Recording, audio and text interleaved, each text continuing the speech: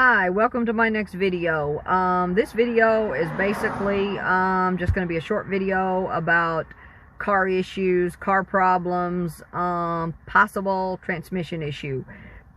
Anyway, my plans to go back to the Blue Ridge Parkway today kind of got foiled. Last night I had to drive a really long way and to get to a place to stop. I was maybe pushing the car a little hard. I don't know. I mean, but it's only got like 49,000, so that shouldn't make a difference.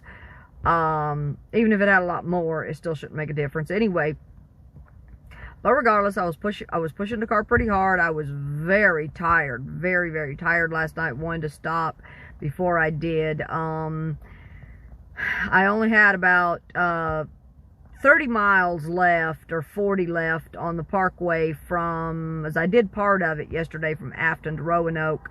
I still had about maybe 30 miles all total north of Roanoke, and maybe a few miles, 15 or 20 south of Roanoke on the Blue Ridge Parkway. And as I said yesterday, I was starting to get a little bit tired, you know, kind of wanting to get off the parkway now anyway. So, you know, anyway, this wasn't how I intended to get off the parkway, but I kind of was ready to get off the parkway, maybe find a different route to go home anyway, or go back to my seasonal house, not home, but to my seasonal house. Anyway, last night, like I said, I was pushing the car pretty hard. I had to drive a long way. Toward the end of the trip or travels, whatever, the car started to, I pulled into an Exxon station, and the car started, the transmission was kind of jerky, which kind of, that concerns me. As I said before, I had another car a long time ago that did that. I bought the car at 80,000 miles and the transmission was jerking. It would slip on, when you were going downhill, and it did it the entire time I owned it. And I got rid of the car at 250,000 miles, never had a transmission issue. It was just a fluke, I guess. It would, every time you go down a hill, it would slip. Anyway, but I kind of noticed this. On this car, I noticed it kind of going uphill, it would start to, was a little slippy. Anyway, a little slippy, a little jerky, whatever. The first time wasn't too bad. I finally got to where I needed to be, or closer to where I needed to be. I stopped at a TA, and as I had to turn around, and it jerked pretty hard. And that definitely concerns me because, it jerked a couple times, 2-3 times, at least twice I know of, that were enough for me to really feel it, for me to really notice it. And of course, those kind of things really concern me.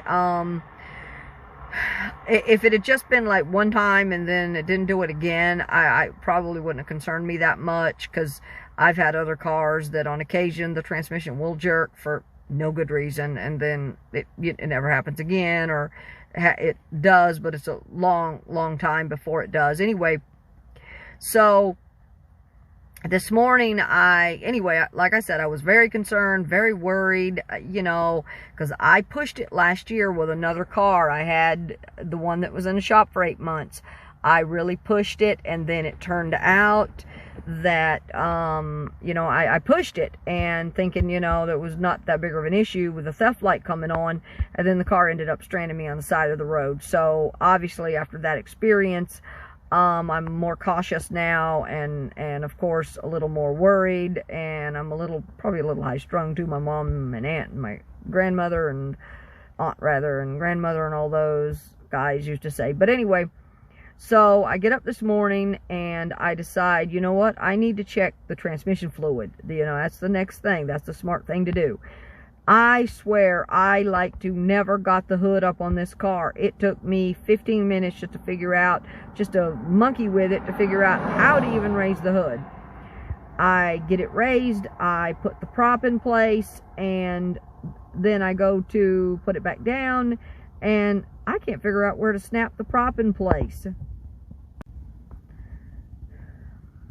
anyway, I monkeyed with the prop for a little while, trying to figure out how to snap it in place. Couldn't figure out where to snap it.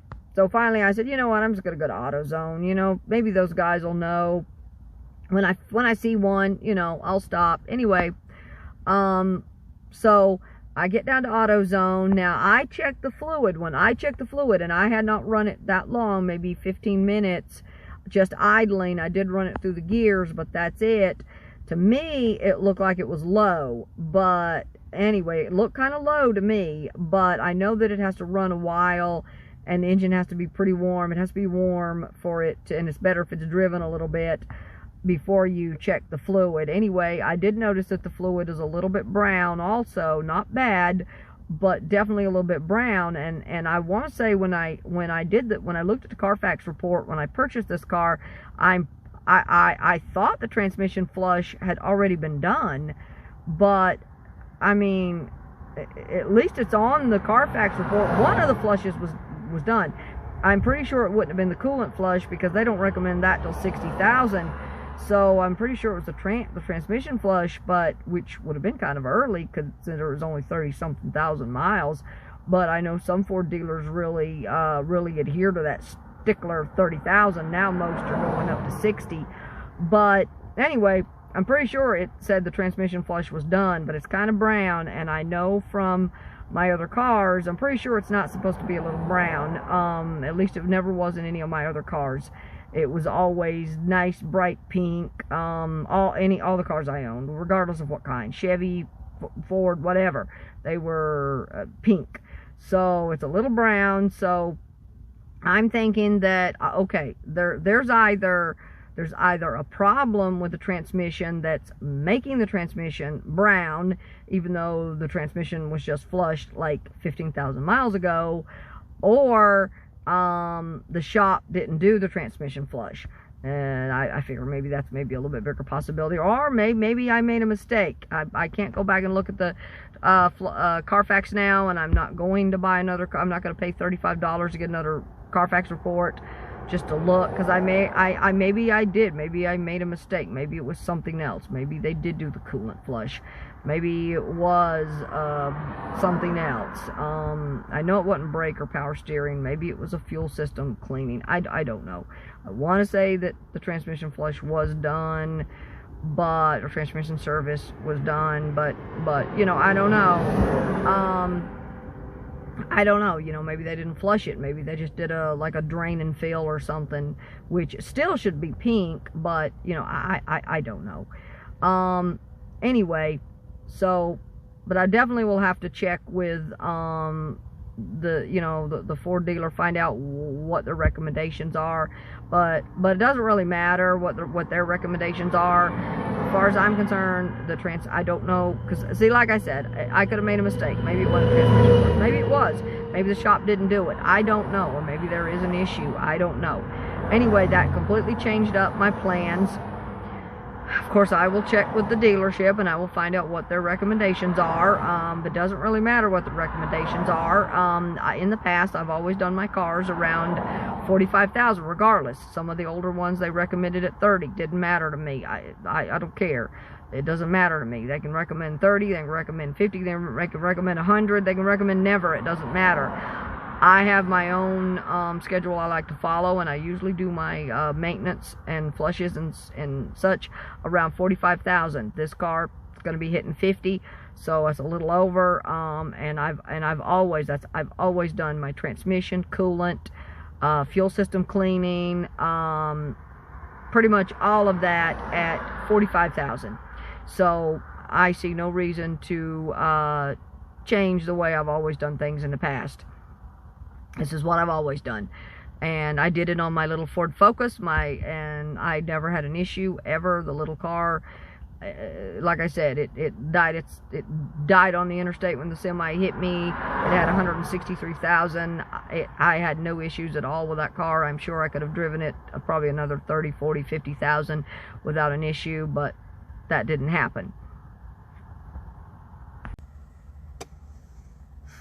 Anyway, my plans got, as I said, turned inside out. They got kind of foiled. And that's going to be the next video. Anyway, because of my car not doing like it should, I have decided to start heading toward back to North Carolina, toward my seasonal house. I seriously doubt that I will make it to my physical therapy tomorrow. I also think it's a good idea. I definitely think it's a good idea to start heading in the direction that I need to be in. It's unfortunate because I thought I was going to have at least another week. But I need to get some maintenance done on the car, so I can take it through Quick Lane to do all that. But I definitely need to probably do that. Today is Tuesday. I definitely need to do it maybe by Friday, Monday at the latest, because it's going to depend when I get there what else has to be done. But I have another. I have to go up there on Friday. I have to drive about over 100 miles to another county on Friday to address go to court and address the ticket that I was issued for when the semi rear-ended me, because I was issued a ticket because the driver in front of me lied. Anyway, I have to address that. So in fact, I've got other stuff. Like I said, I've got some stuff I got to pull together. I got to print off, what I need to take to court. If I want to try to get that $241 ticket dismissed, and I definitely do.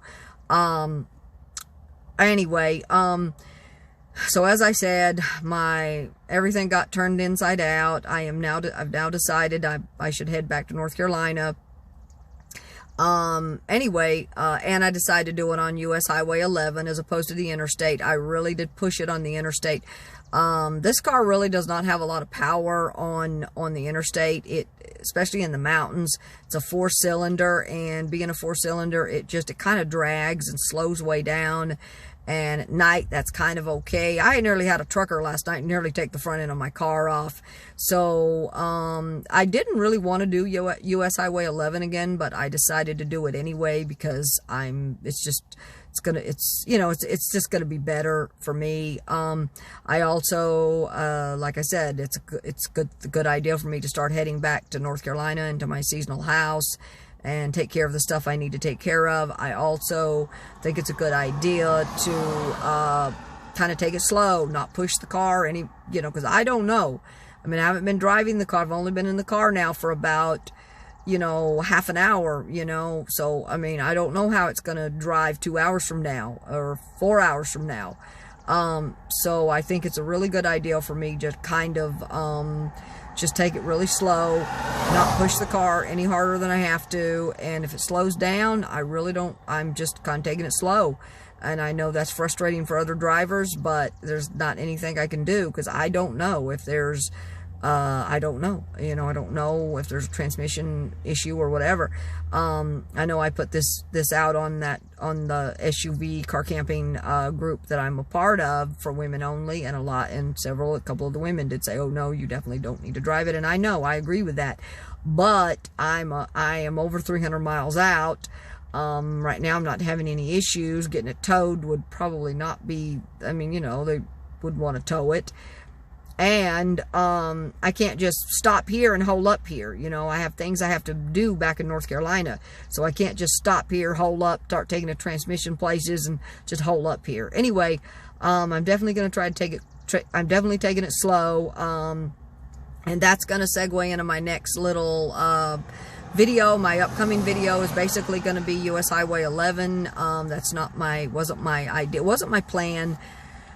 My plan was to be on the Blue Ridge Parkway today, and then tomorrow, it's weird. It's kind of weird because today was supposed to be the Blue Ridge Parkway, and then tomorrow US Highway 11, but so it just got pushed forward, got pushed back a day. Anyway, like I said, I'm taking things slow. My next video is going to be traveling down US Highway 11.